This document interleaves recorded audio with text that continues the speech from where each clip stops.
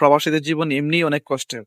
আর আপনারা যখন এগুলা বলেন তখন কষ্টের মাত্রাটা আরো বেড়ে যায়। আসসালামু আলাইকুম ওয়া রাহমাতুল্লাহি ওয়া বারাকাতুহু।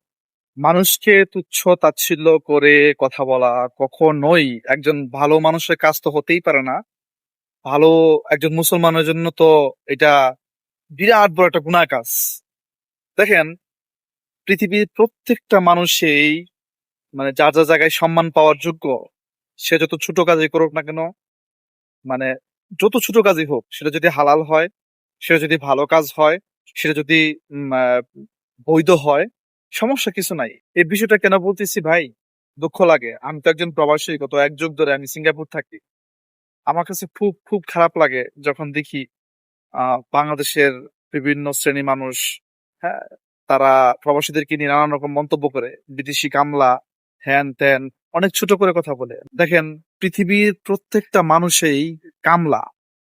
সেটা প্রাইম মিনিস্টার হোক, মন্ত্রী হোক, সেটা আপনি সরকারি ব্যাংকে চাকরি করেন অথবা কোনো মার্কেটিং জব করেন, যেই করেন, কামলা।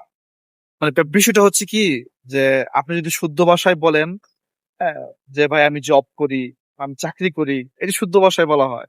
আর একটু অশুদ্ধ ভাষায় বললে কি, যে কামলা, কাজের লোক। কাজের লোক তো ভাই দুনিয়ার সবাই।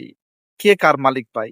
যে প্রাইম মিনিস্টার, সেও কিন্তু কাজের লোক। সে জনগণের কাজের জন্য নিয়োগ হইছে, তাই না? এটাও তার একটা চাকরি। সো বিষয়টা হইছে দৃষ্টিভঙ্গি, যে প্রাইম মিনিস্টার একটু উচ্চ পর্যায়ের কাজ, বেতন পায় বেশি এবং সম্মান পায় বেশি, এইটুকুই। আর আল্লাহর কাছে কি মানুষের বিচার কিভাবে হয়, যে সে পৃথিবীতে কি করে, কোন প্রফেশনে আছে, এটার উপর ডিপেন্ড করে কি ভাই আল্লাহ তাকে বিচার করে? না।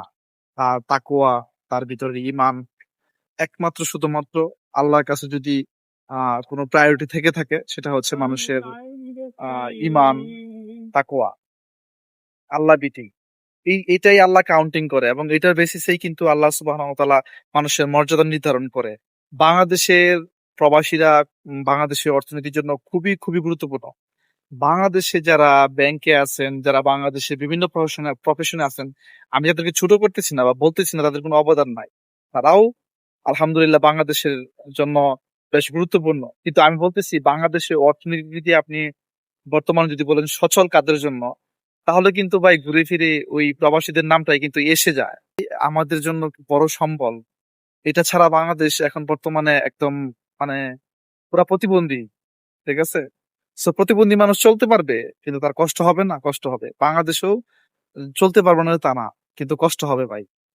যাই হোক, যেই প্রবাসীদের জন্য বাংলাদেশে এয়ারপোর্ট চলে, হ্যাঁ, যেই প্রবাসীদের জন্য বাংলাদেশের সিস্টেম রান হইতেছে সুন্দরভাবে, সেই প্রবাসীদেরকেই এয়ারপোর্টে গেলে কামলা বলে গালি দেয়। সেই আপনারাই যারা একটু, হ্যাঁ, উচ্চপদস্থ জায়গায় চলে গেছেন, যা আপনারা চলেনই প্রবাসীদের টাকায়, প্রবাসীদের আহ মানে অবদানে আপনাদের যেই সিস্টেমটা রান করতেছে, হ্যাঁ, সেই আপনারাই ফেসবুক লাইভে এসে, ইউটিউবে এসে বিভিন্ন ভাবে গালাগালি করেন, প্রবাসী কামলা বলে কথা বলেন, হ্যাঁ, প্রবাসীরা জমিদার বলে কথা বলেন, হ্যাঁ, প্রবাসীদেরকে বিভিন্ন ভাবে আপনারা বিভিন্ন কথা বলেন। ভাই, জমিদার তো আপনারা। বাংলাদেশে বসে বসে খান। বাংলাদেশে যে চাকরি বাকরি করেন, আপনারা কি কাজ করেন? কাজ কাকে বলে, দায়িত্ব কাকে বলে, এগুলা বিদেশ আইসে দেখে যান। সিঙ্গাপুরে আসে শিখে যান আপনারা। হ্যাঁ, বাংলাদেশে তো অফিসে গিয়ে খালি ঘুমান আপনারা আর বকা দেন প্রবাসীদেরকে। আমি কাউকে ছোট করতেছি না। পৃথিবীর প্রত্যেকটা মানুষের যারা বৈধ কাজ করে, হালাল ইনকাম করে, সবাই সমান। সো এখানে কাউকে কামলা বলে গালি দেওয়ার সুযোগ নাই। আপনি যখন কামলা বলে গালি দিচ্ছেন, তখন গালি দেওয়ার আগে একটু চিন্তা করেন যে আপনি নিজেও কিন্তু কামলা। হয়তোবা একটু আপনি উচ্চ পর্যায়ের কামলা। বেসিক্যালি সবাই কামলা, দুনিয়াতে কেউ মালিক না।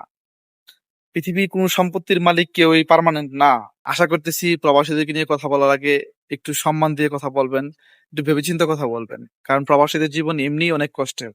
আর আপনারা যখন এগুলা বলেন তখন কষ্টের মাত্রাটা আরো বেড়ে যায়। সো কারো মনে যদি দুঃখ দিয়ে থাকি, আই এম সরি। সবাই ভালো থাকেন, সুস্থ থাকেন, নিরাপদে থাকেন। ধন্যবাদ সবাইকে।